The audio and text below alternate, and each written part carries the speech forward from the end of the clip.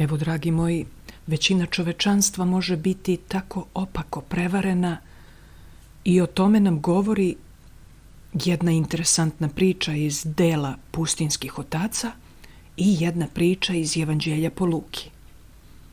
Priča iz dela Pustinjskih otaca kaže kako je u dolini reke Jordan nekada bilo jako puno monaha i monahinja i čak i pustinjaka.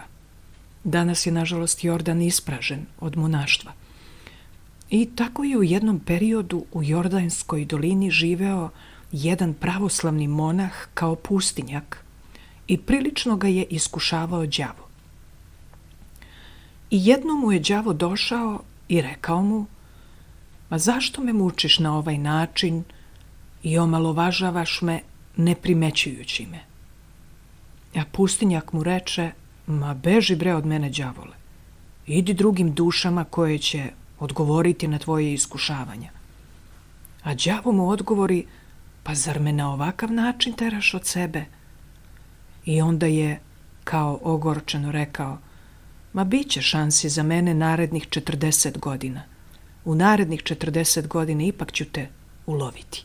I nestade. A pustinjak poče misliti u svom umu, kaže: "Pa vidi, ja imam dosta vremena još, čak 40 godina. Zašto ne bih ostavio pustinju na kratko i otišao malo do grada? I mogao bih s jedne strane da vidim svoju familiju, a sa druge strane da malo odmorim svoje telo koje je umorno od asketskih podviga." I tako on napravi odluku, nakon misli, napravi odluku da to i učini i onda krenu u izvršenje tog dela i onda je krenuo iz Jordanske pustinje u svoj rodni grad. Međutim, naš milosrdni i dobroljubivi Gospod nije hteo da ova duša propadne, pa je poslao anđela koji je zaustavio pustinjaka i pitao ga: "Oče dragi, a gde ti ideš?" "Idem u grad," reče mu pustinjak. A anđeo ga upita: "Pa zar te je neprijatelj prevario na tako jednostavan način? Vrati se svom podvigu i ostaj čvrsto u tome i neprekidno se moli Gospodu da ti oprosti ovo sagrešenje." Biograf ovog pravednog pustinjaka dalje piše da se pustinjak vratio u svoju pustinjsku keliju i proveo naredne sate i dane plačući kao dete, moleći Boga za oproštaj, jer je bio prevaren od đavola. I Sveti Otac koji je zapisao ovu priču dalje kaže: 3 dana kasnije pustinjak se upokojio. Sad zamislite šta bi bilo sa njegovom dušom, sa svim tim njegovim dugogodišnjim trudom, da se kojim slučajem upokojio u stanju u kom je bio poslušan đavolovoj prevari, a ne Bogu. Eto šta svetska požuda čini našoj duši.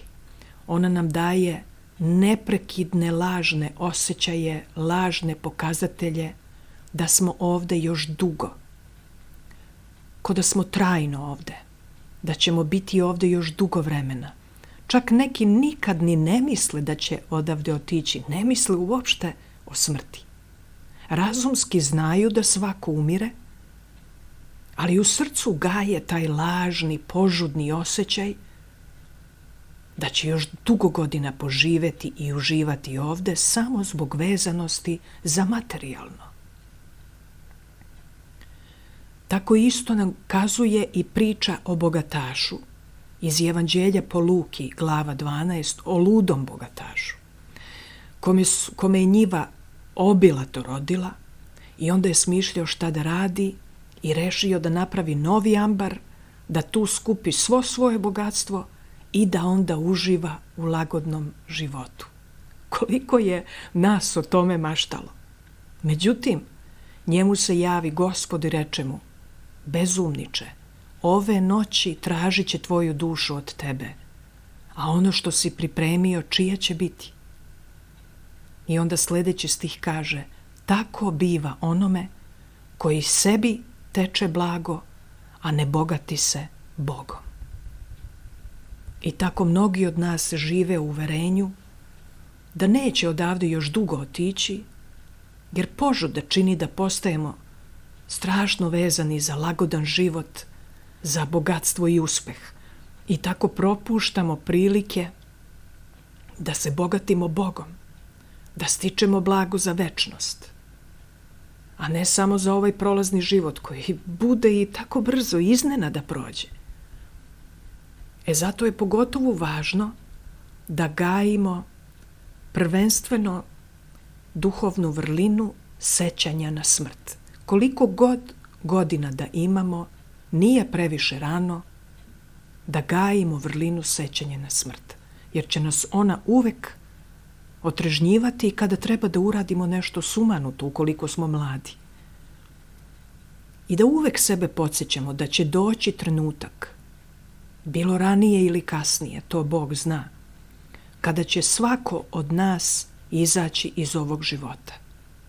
Pa evo razmislite i sami, za samo 100 godina neće biti nikoga od sadašnje generacije koja sada živi na planeti.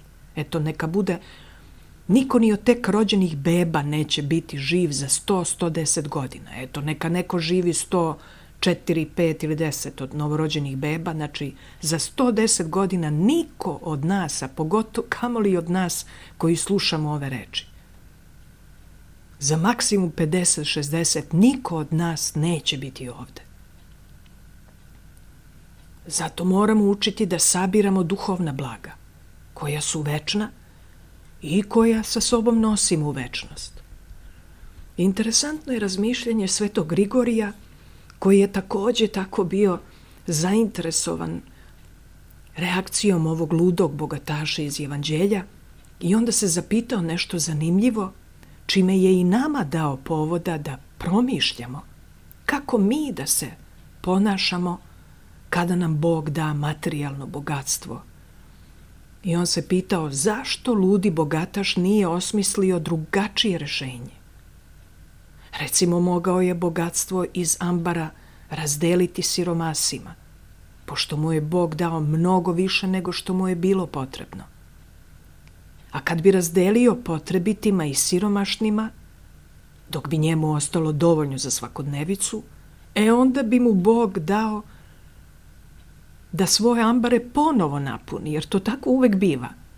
I onda bi tako preko materijalnog dobitka kojim Bog blagoslovi mnogi od nas i mi mogli koristiti priliku kupovati bogatstvo za večnost. I pošto bogataš to nije koristio na pravi način, zato je i nazvan ludim bogatašem. Eto tako đavo može svakoga od nas da prevari kao onog ludog pustinjaka, da pomišljamo kako imamo još 40 ili ko zna koliko godina života, da je neophodno da skupljamo i sabiramo za mnoštvo godina ispred nas, da uživamo, dok zapravo smrt možda i nije tako daleko. A i u svakom slučaju treba biti pripreman. Jer ukoliko ne pripremamo dušu na vreme, onda što više to odlažemo, sve će nam teže biti da je pripremamo. Eto, toliko od mene danas i želim svako dobro i učvršćenje u Gospodu Hristu.